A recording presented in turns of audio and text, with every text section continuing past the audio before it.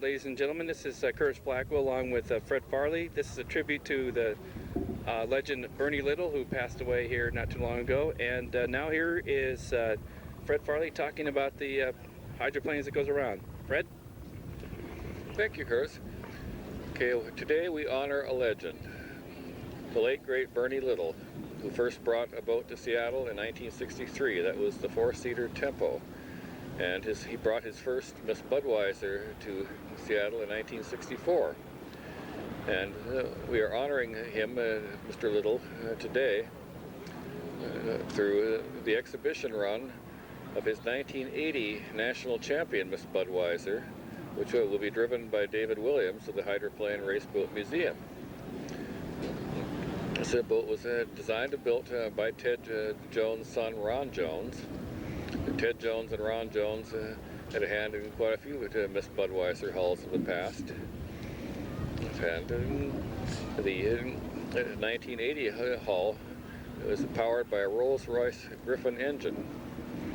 And this was the last piston-powered boat to ever win a race on Lake Washington. That was in 1984 with Jim Cropfell driving.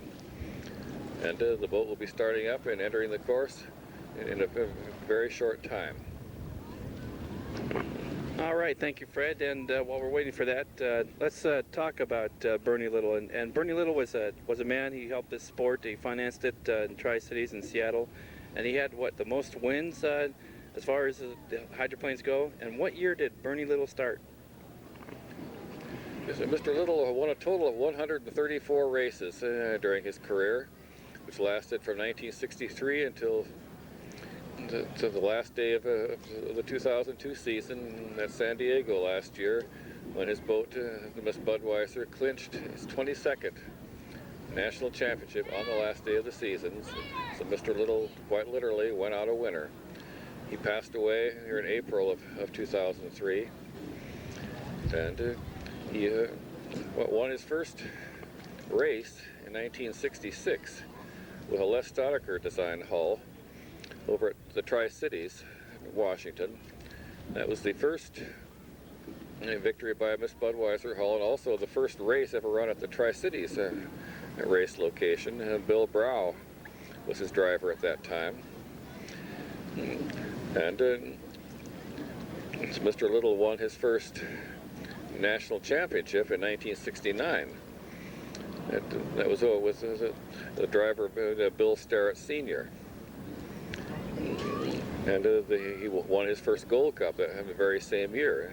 Some of his other drivers of the years have been the likes of Dean Chenoweth in 1970, later Mickey Riemann, and Jim Cropfeld, Chip Hanauer, right up to the present day with Dave Villwalk. And Mr. Little, his passing leaves a void that can never really be filled. And he was a participant, but also he was a friend to Unlimited Racing. He helped a lot of other teams when they were short on equipment, they needed crew help. Okay, and that tradition continues to this day. Just this weekend, in fact, the Oh Boy Oberto, Miss Madison, damaged their hull in a test run here on Friday.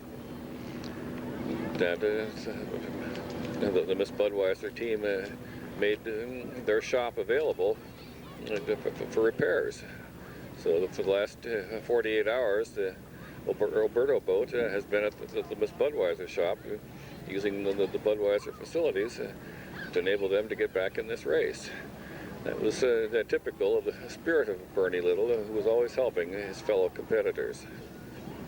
I have another question for you now. Are they having difficulty getting it fired up, or is he just waiting for the signal from the main pit tower to get to fire it up and make a round there? Or what's going on there now? What's going through his head? I can't say at this point. Looks like they're having trouble getting started, but I really couldn't speculate as to that. We'll just have to wait and see what happens. All right, and until that time, let's talk more about classic boats. What was your most favorite moment while we're waiting for the boat to go out, Fred? What was the most classical moment you can remember, your most favorite moment here on the Seattle Stan Sayers race course? What's your favorite moment? That would have to be the year that Hawaii Kai 3 in 1958 saved the Gold Cup for Seattle. That was in the days when the Gold Cup race location was determined by the yacht club of the winning boat. And in those days, the Seattle Yacht Club was the defending champion of the Gold Cup, and they had hosted the race on August 10th of that year. I was 14 years old. And all the other Seattle boats in the race had difficulty of one sort or another. The Miss Thriftway hit the Coast Guard boat, and other boats had mechanical difficulty. And there was one out-of-town craft in particular that was very formidable. That was the Maverick, representing the Lake Mead Yacht Club of Las Vegas, Bill Stead driving. And the Maverick was coming off two very impressive victories in its two most recent races that year, and it was clearly the class of the field. And the Hawaii Kai had been in retirement for nearly a year, hadn't been run in competition since 1957. But at the last minute, the owner, Edgar Kaiser, pulled the boat out of mothballs, put Jack Regis, the driver, back in the cockpit, and then when all else seemed lost, the Kai had dominated the field once again, as she had in 1957, and saved the Gold Cup for Seattle. That has to be my favorite moment at a Seattle race over all these years. Hawaii Kai 3, saving the Gold Cup for Seattle in 1958. Well, apparently it looks like they're having difficulty getting it started, or they ran out of gas or something there. That's kind of a bummer. Are they going to run it this one time this morning, or is that, you don't know yet? Okay. What do you do? What does a driver do when they start preparing themselves for the race, actual race itself? And like back in the olden days, say when they had the old boats, what exactly was going through the driver's mind when they get up on that cockpit and fire up that engine? Tell us about that. Well, when a driver gets behind the wheel, he suddenly feels very alone. And there's a silent prayer that the engine will start. And those old piston engines, on a warm day, it was sometimes very difficult to get started. And there are jet turbine powered entries of today have a much easier task in getting under power than their counterparts for the 1950s and 60s. And I think we hear the roar of that glorious Griffin, at least a fire up there, and I think here we go. The Rolls-Royce Griffin sound from the 1980 Miss Budweiser. David Williams at the wheel. This was the boat that was national high point champion in 1980, 1981. It was the late great Dean Chenoweth driving. It was the last boat with piston power to win a race on Lake Washington. It's showing it's a championship form right now as it enters the north turn. And that thunderous sound. It was unique in unlimited racing. Not that many unlimiteds used the Rolls-Royce Griffin engine. There weren't that many Griffins manufactured. The Rolls-Royce Merlin was much more plentiful. And here comes David Williams down the front straightaway in tribute to a legend, Bernie Little. Miss Budweiser.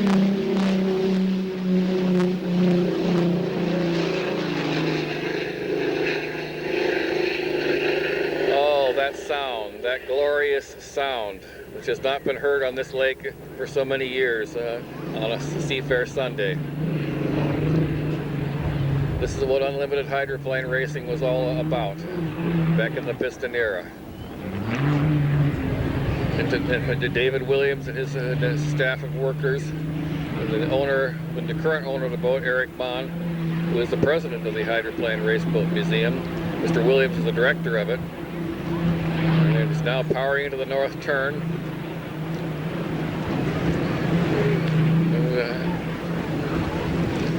Really showing its stuff out there. This boat also won the Gold Cup out here in 1981 with Dean Chenoweth driving. It was a memorable, a very competitive event. He was fighting off a challenge from John Walters in the Pan Pack and Chip Hanauer in the Squire Shop. It was a very exciting 1981 Gold Cup, which this boat won. All three boats were in the north turn on the last lap of the race together. Could have gone either way. The Pan Pack was right there, and then the Squire Shop was right there. But dapper Dean Chenoweth held them off to the checkered flag. And another memorable race here on Lake Washington.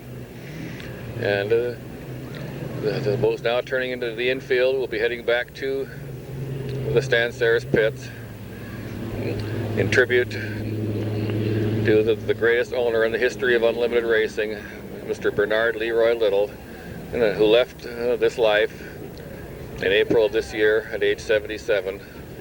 But knowing Bernie, I'm sure he's looking down from above, and there's a smile on his face. All right, ladies and gentlemen, that is Fred Farley and the running of the classic hydroplane out there. Tribute to Bernie Little. Thank you very much for coming today, and we'll talk with you a little bit later. The race is over or whatever. Again, hydroplane historian Fred Farley here, and from the shores of Lake Washington, Saw Video Productions behind the scenes for Seafair, your official behind the scenes videographer. Thanks again, Fred, and we'll see you real soon. And now it's time to go racing, ladies and gentlemen. Miss Budweiser.